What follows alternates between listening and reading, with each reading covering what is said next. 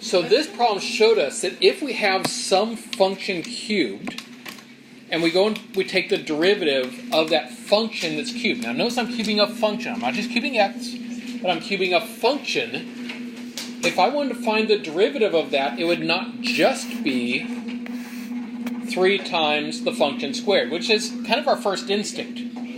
Because the derivative of just x cubed, when it's just plain old x, yes, that would just be 3x squared. And so we tend to think, yes, that's all it would be. But notice it wasn't just that. It was also times f prime of x. So if I want to figure out what the derivative of some function cubed is, I'm going to do 3 times that function squared, just like I do with x, but then I have to multiply it by the derivative of f of x. Now, is that a totally different rule than what we were just talking about right here with the x in there? No. Because if I wanted to take a look at this problem the same, f of x would just be x. And what's the derivative of x? 1. And so it's like it would be 3x squared times 1. It's just that, obviously, multiplying by 1 gives us the same thing, so we haven't had to worry about it. But it's actually been there invisibly this whole time. We just haven't had to use it. And now we're going to see how we can actually apply this rule to much bigger stuff. This is actually a very specific example of something called the chain rule, which is when you have a function of a function. So, let's start by getting this into your derivative notes. Chain rule, please.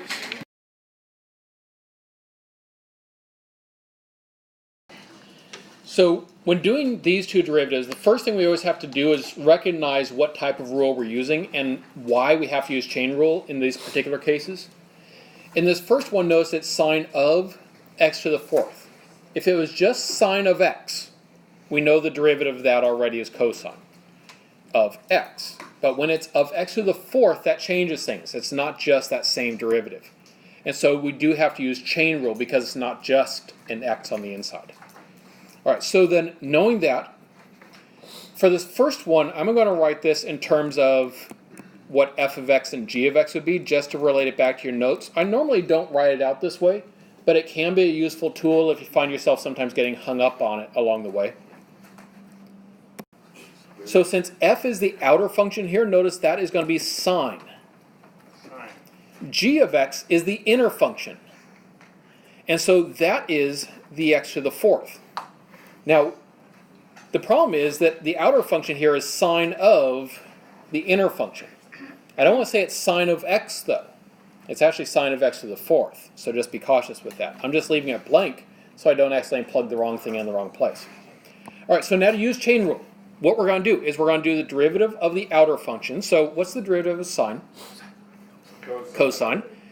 So y prime here will equal cosine of the same thing. So it's the cosine of x to the fourth times the derivative of the inner function. So the derivative of the inner function is 4x cubed.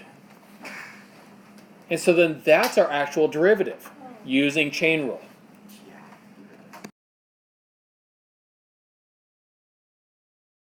And of course, you can reorder it to make it 4x cubed times cosine x to the fourth and stuff like that to keep it tidy. But of course, same thing, right? Today, my emphasis is not about simplifying, it's just about using chain rule. Now we're going to take a look at that second one. And actually, the second one is one of the trickiest for most people to get their head around. And I'll tell you the trick. What throws people off is the way that we write our trigonometric functions with an exponent like this, where we kind of put the exponent in the middle.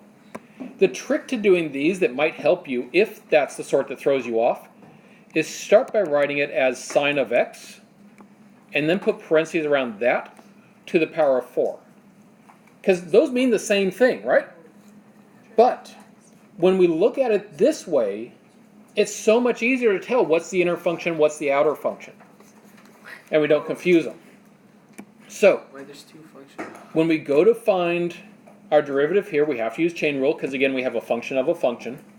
The outer function in this case is something to the power of 4. And so to do the derivative of the outer function, it's going to become 4 times whatever that is cubed. Notice the function that's inside. That is the inner function, or g of x if you're looking back at the notes, stays the same. And then I multiply it by the derivative of that inner function. So now I multiply it by the derivative of sine, which is cosine. And so then that would be my answer here.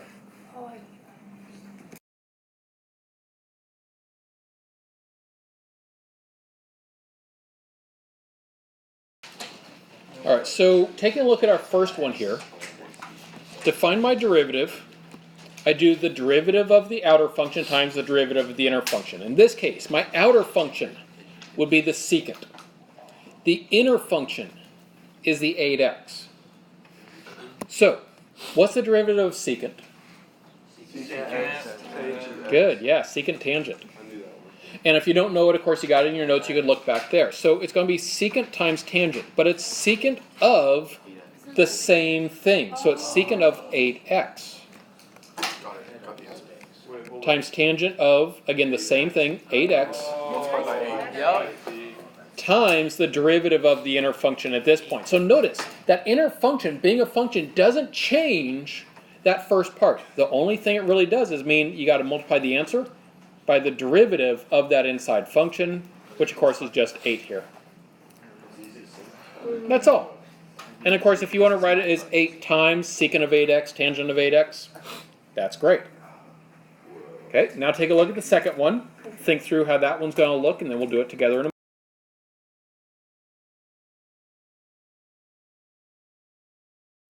All right, so when taking a look at the second one, again, we start by thinking about what's the outer function, what's the inner function. It's normally e to the power of x. In this case, it's e to the power of that polynomial. That polynomial is my inner function. And so e to the x is then my outer function. So, now that I know that, I can find the derivative. So derivative of the outer function, that's derivative of e to the power of. And remember, it's not e to the power of x now, it's e to the power of that whole polynomial. So x squared minus 4x plus 5. But then I need to take that and multiply it by the derivative of that inner function. So the derivative of the polynomial, which is going to be 2x minus 4. And we're done.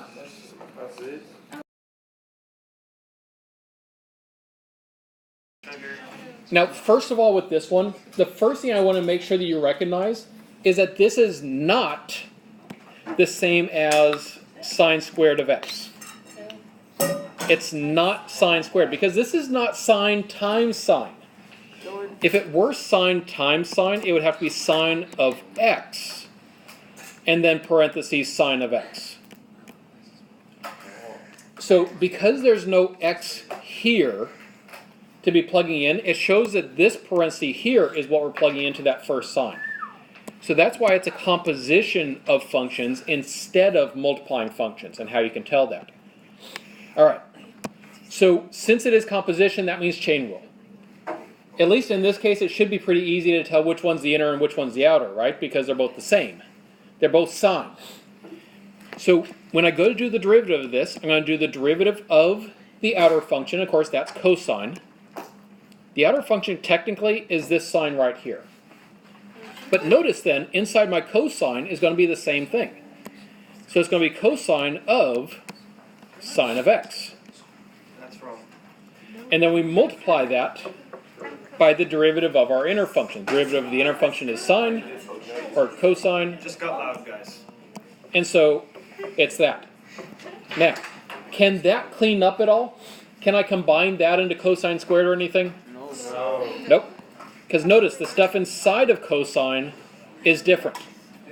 And so no, we cannot do anything else to simplify.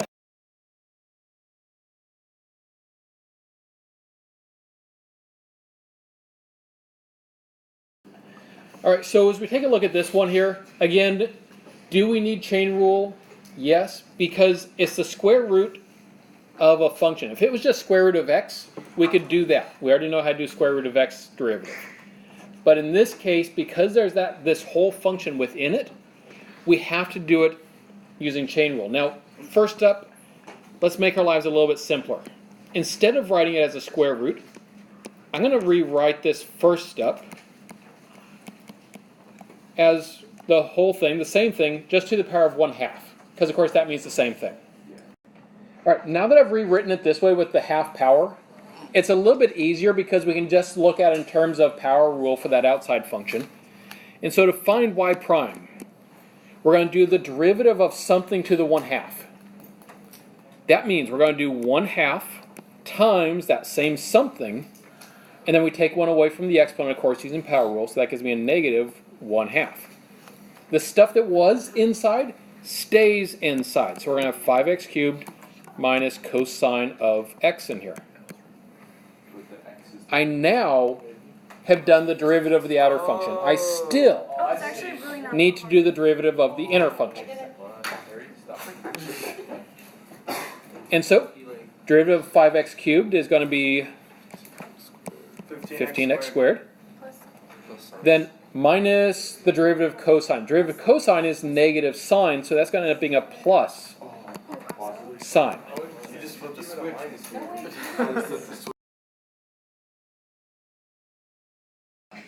Now, if you did want to simplify this answer, this is what you'd be looking at. Because remember, a negative means put that part into the bottom, and the 1/2 power means the square root again. Now, you didn't have to simplify it, but it is good for us to see what it's going to look like so that when we get down to the point of having to simplify it, we'll be able to, and we'll have seen that and we have some context.